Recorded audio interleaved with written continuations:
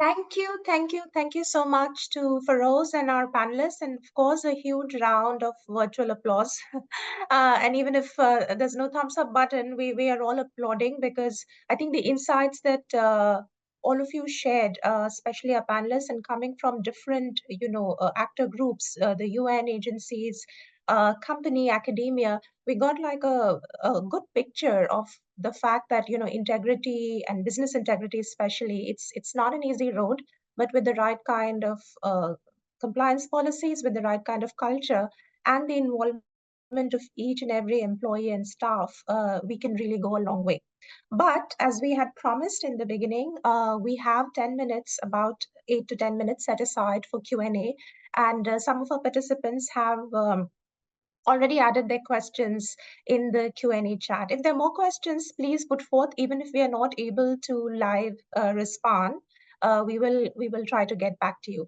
But for us, let's pick up questions. Our participants have not identified who the question is for, so we can probably leave it to the panelists to maybe make like 1 minute intervention, a 2 minute intervention, quick interventions, and if more than one person wants to respond, that's also great. So our first question is, and maybe I'll take two together because they both seem to be related to a company culture. Um, Integrity now becomes our company culture, but how to implement it, how to measure it, that it is working and it has been implemented well. Are there tools to measure it? And I think related to this, another question was about robust KPIs that we could use to measure compliance.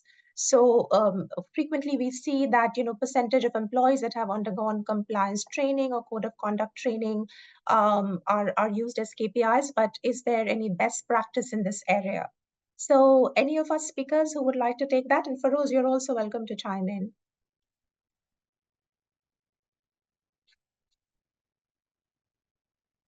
Maybe a speaker from the company could potentially take it because they may be she may be experiencing it on a more regular basis about implementing and measuring compliance and what KPIs seem to work better with. Okay. Okay, thank you for the questions. I think it's about how to strengthen integrity culture first. And it was been mentioned before, and I think it's also important to just start small but start real, and make integrity part of how you discuss project, for example, because we're in consulting, not a policy document that no one reads, not only that. So I think also leadership model consistency as well, as we have also discussed previously, and how about that teams also should normalize talking about gray areas openly. So I think when people see leaders consistently practice this, it becomes part of the culture as well. And about the measurement, how do we measure whether our integrity approach is working? And I think we could feel it in everyday behavior.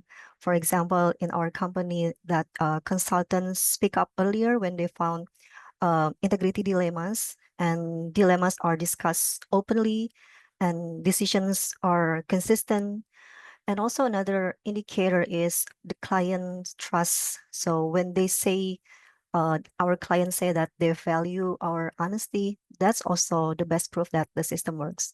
Yeah.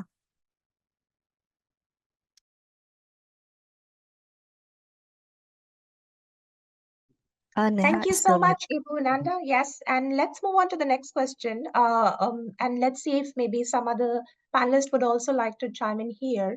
A very interesting question came about, and I think it was also alluded to during the panel discussion. How do you balance respect for local cultural norms and traditions with strict adherence to your company's anti-bribery and gift policies? So I know we we had some intervention from panelists here, but if anybody would like to take it up, especially how to juxtapose culture with policy. Maybe I can answer with a few words about this question because, yeah, thank you very much for the question. This is very important and it's very interesting. And once again, I think it's not easy to draw a line between legal and illegal. even looking at the strict regulations, such as imposed by the United Nations, DOJ, I'm sorry, the FCPA, US FCPA, or UKBA. Also, there is a Japanese regulation that is imposed on the overseas bribery cases that is called the UCPL. And these regulations all has the similar the characteristics. And in most cases, when you look at the stipulates of the laws, they do not tolerate the unofficial payments. But in order to understand in the practical level, they have somewhat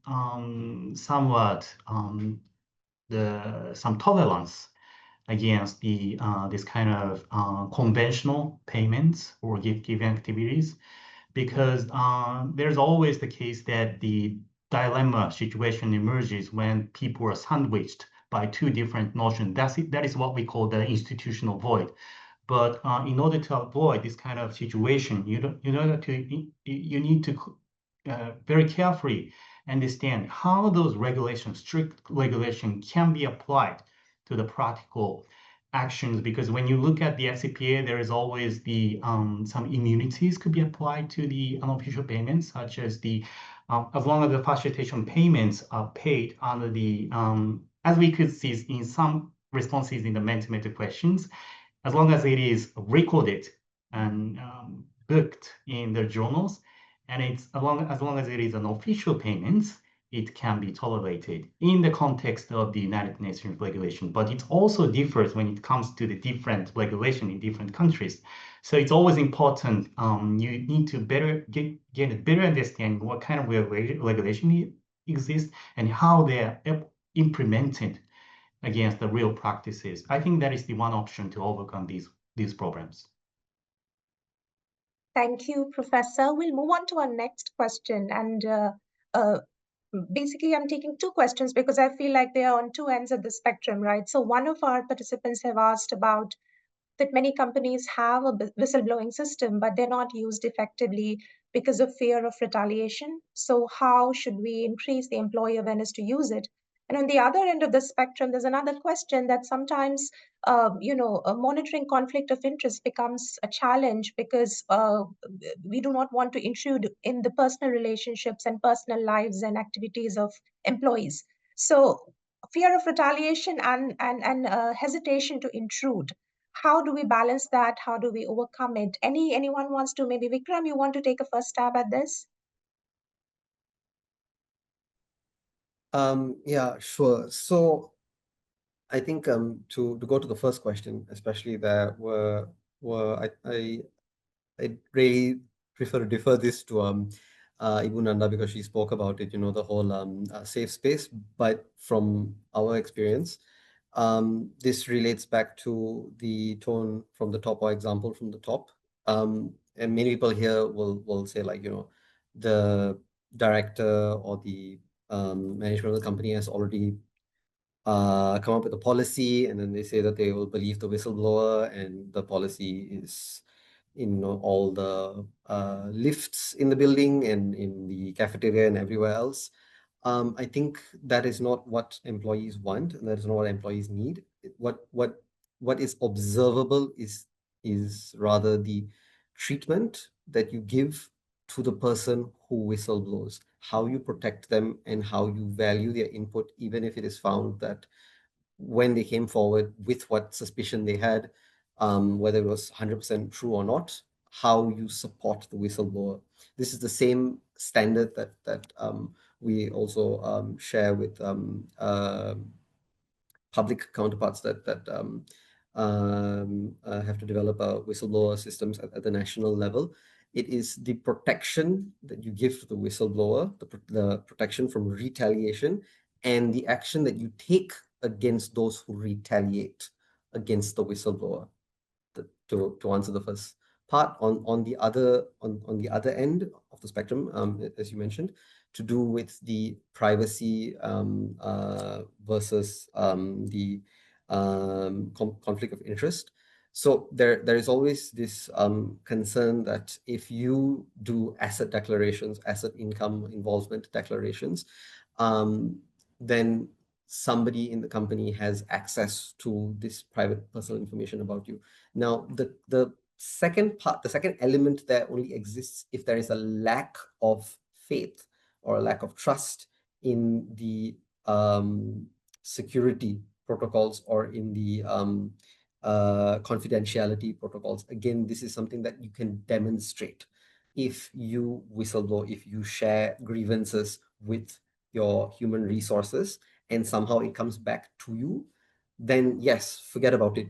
Employees are not going to be fully honest when you ask them to make asset income and involvement declarations to you. If that information, if in their observation, other pieces of information that they give to management in which is required for their function is protected, then people are more or less willing to come forward with their asset income and involvement declaration. It both relates back to tone or the example from the top. What people believe what they see more so than what they read or what you tell them is in the policy. If they do not see information being held in a secure manner, the information comes back to them through the grapevine, then they're not going to have faith to entrust this type of COI data to the company. Thanks, Vikram. And I do not want to move to the next steps without tackling this last question. If anybody can attempt to respond in 30 seconds, how should SMEs that are resource constrained proceed in putting in place integrity procedures and policies? Anybody who can have a very, very quick response, and then of course we can also tackle it offline. I can do it in 10 seconds. I can share the link for a free tool that UNODC has that is designed for easy implementation for smaller companies, including SMEs, to take a stab at. I'll share the link. Thank you so much. So with this, again, thanks to our panelists and also for answering the questions, and thanks to our participants for asking these insightful questions for all of us.